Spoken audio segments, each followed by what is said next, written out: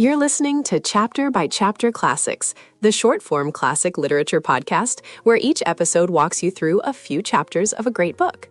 We're working through Frankenstein, using both the 1818 and 1831 editions, comparing them when it matters. Previously in Frankenstein, Victor brought his creature to life, fled in terror, and then returned home to face William's murder and Justine's trial, events that exposed his guilt and showed how differently the two editions portray the creature's first crimes. Today, we're in chapters 9 through 12, where Victor tries to escape his guilt in the mountains, and the creature stops him to demand a hearing. From this point, the narration shifts into the creature's own voice as he tells us how he first experienced the world and discovered the cottage family. The events are essentially the same in both texts, but the 1831 edition sometimes adds a slightly more reflective or fate-colored tone, which we'll mention briefly as we go. Okay, let's unpack this.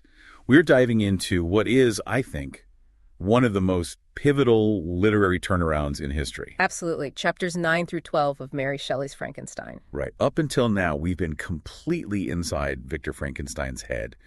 His ambition, his science, and then his immediate and profound regret. That's a perfect way to put it. The first 8 chapters are all Victor's perspective. His creation, his running away, and then the tragedy that follows William Justine. It's all his story. But these 4 chapters, they just flip the entire script. Our mission today is to really get into that shift. We're going to track Victor's despair right after Justine's execution. And then we get to that incredible moment. The creature finally gets a voice. And not just a voice, but an articulate, powerful one. He demands justice and starts telling his side of the story. And of course, we'll touch on those subtle differences between the 1818 and the 1831 editions. This is really where the novel stops being just a gothic horror story and becomes, a deep moral inquiry. The creature steps out of the shadows. He's no longer just a monster. No.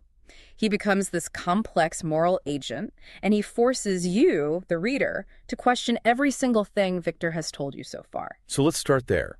With Victor's state of mind, we just left him after the execution of Justine, an innocent woman.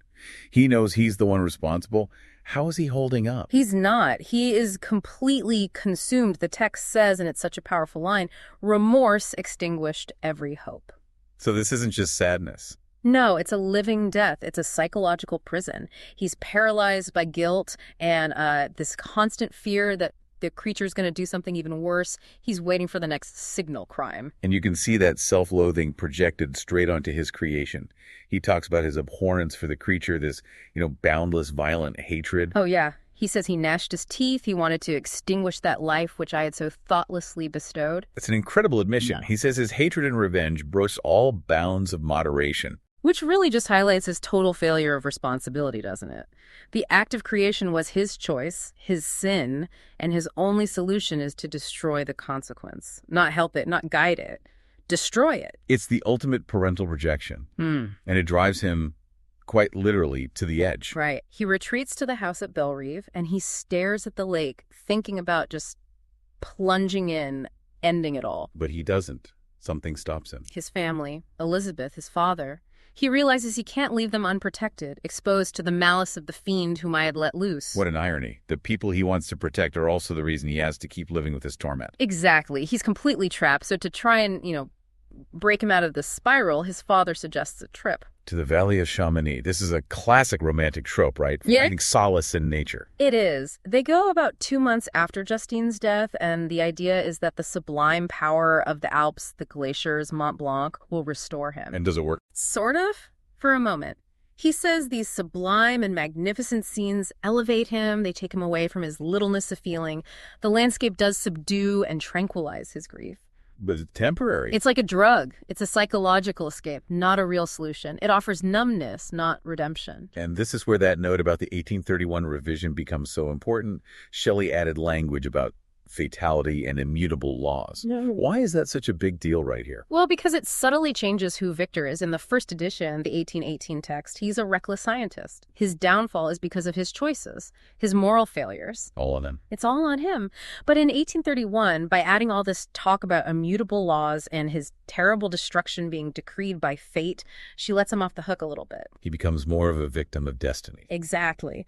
The blame shifts from human choice to this inescapable capable cosmic plan. It sets a very different tone for the confrontation that's about to happen. So either way, whether he's fully responsible or just a pawn, that confrontation is coming. And it happens right there, in the middle of all that sublime nature. Victor is on the glacier near Montanvert, looking at the sea of ice, and suddenly the creature appears. And Victor's reaction is just what you'd expect. Instantaneous rage. He screams, "Abhorred monster, fiend that thou art," and tries to attack him. He wants to extinguish the spark of his life. But he can't. No, the creature is just too strong, too fast. He easily avoids him. But the real shock isn't the creature's physical power. It's his words. His response is so calm, so articulate. Devastatingly so. He just says, "Be calm, I entreat you to hear me." That moment is it's the whole novel turning on a dime. Victor is acting like an animal, and the creature is the voice of reason. It's a total reversal, and he immediately appeals to Victor's duty. He says, "You are my natural lord and king, and you have to perform your part." He's forcing Victor to face the moral problem he created. You can't just kill it and walk away. He has to deal with it. And then comes that line, the line that elevates everything. I ought to be thy Adam, but I am rather the fallen angel, whom thou drivest from joy for no misdeed. I mean, just think about that. He's invoking paradise lost. He's comparing Victor to God and himself to both Adam, the beloved creation, and Satan, the rejected one. He's saying you had a choice. You could have been a loving creator. But you chose rejection. You cast me out. So if I'm a monster, if I'm a fiend, it's because of you. Which leads him to his central argument. I was benevolent and good. Misery made me a fiend. Make me happy, and I shall again be virtuous. It's a social contract. He's basically saying, my nature was a blank slate. Your cruelty, society's cruelty, that's what wrote fiend on it. Fix my circumstances, and I can be good again. Victor is still fighting it, of course, calling him a devil. But the creature has all the power here. He does. He even puts his hands over Victor's eyes and says, I'll take away the sight you hate so much. Just listen. And then he gives the ultimatum. It's on you. Either I go away and lead a harmless life, or I become the scourge of your fellow creatures. And Victor, cornered by logic and by threat, finally agrees to listen. And with that, the narration flips completely. We leave Victor and dive straight into the creature's own memory, the original era of my being. And it is pure chaos, a strange multiplicity of sensations. He says he saw, felt, heard, and smelled all at the same time. It's just sensory overload. Is that idea the tabula rasa, the blank slate, in its most extreme form? He's born with no instincts, no knowledge, just raw sensation. And those first sensations are all pain. The light hurts his eyes. He's cold. He's hungry. He's thirsty. He describes himself as a poor, helpless, miserable wretch. He says he just sat in the forest and wept. His very first emotion was total vulnerability. And his learning curve is so steep and so painful. Take his discovery of fire. Right. He finds a fire left by some beggars, and at first it's wonderful, it's warmth. But then in his curiosity, he shoves his hand into the embers and cries out in pain. And he immediately thinks about it, which is so key. He says, how strange, I thought, that the same cause should produce such opposite effects. He's not a brute. He's a scientist. He's an observer, learning cause and effect at this hyper-accelerated rate. He figures out how to feed the fire, how to roast food. So he's mastering the physical world very quickly. But his education about the social world, that's a different story. It's instantly devastating. Hunger drives him into a village. His first real contact with other people. And what happens? Total rejection. The barbarity of man. Children scream, a woman faints, and everyone starts throwing stones and whatever else they can find at him. He's grievously bruised and has to run for his life. And that one event, that trauma, it just colors everything. He learns that the human response to him isn't curiosity, is violence. His appearance is a curse. Which is what drives him into hiding. He finds that little hovel next to the cottage. His secret refuge, a place where he can be safe, not just from the weather, but from people. And that's where his real education begins. Through that almost imperceptible chink in the wall, he starts watching the family inside. The de Lacys, the blind old father, the gentle daughter Agatha, and the sad son Felix. And watching them is where he experiences his first complex emotion. It's not about his own pain or comfort anymore. No, it's empathy. He sees them being affectionate. He hears the old man play sad music. He sees Agatha cry. And he feels something he's never felt before. A mixture of pain and pleasure. He's learning what it means to be human from them. The things Victor should have taught him. Exactly. He sees them share joy and sorrow, and he starts to feel it with them. When they're unhappy, he feels depressed. When they're happy, he feels happy. And then comes the real proof of his inherent goodness.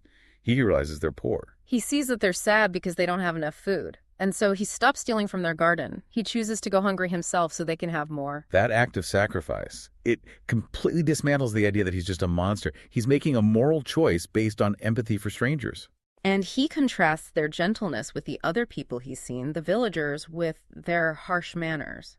It makes him realize that the kindness of the Delices is rare and precious. It's something he desperately wants to be a part of, but knows he can't. So these 4 chapters just completely pivot your sympathy.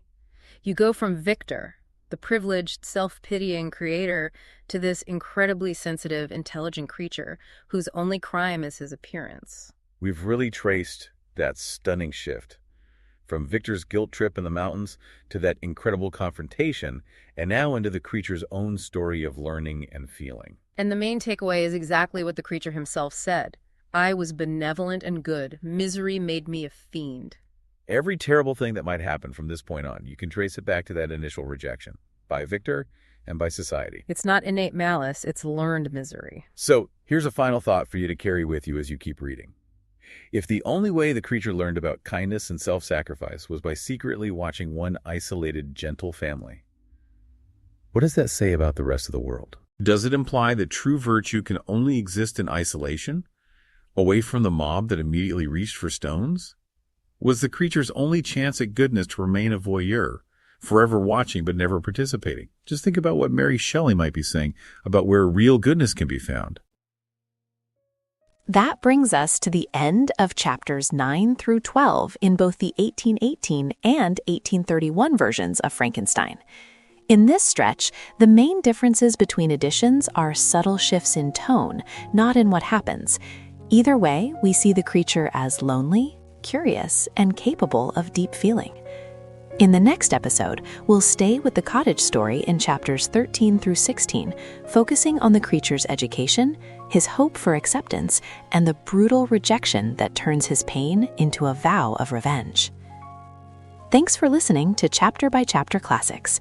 If this episode helped you follow the story, follow the show in your podcast app so you don't miss the next chapter.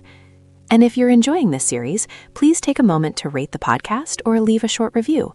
It really helps other readers and students find the show.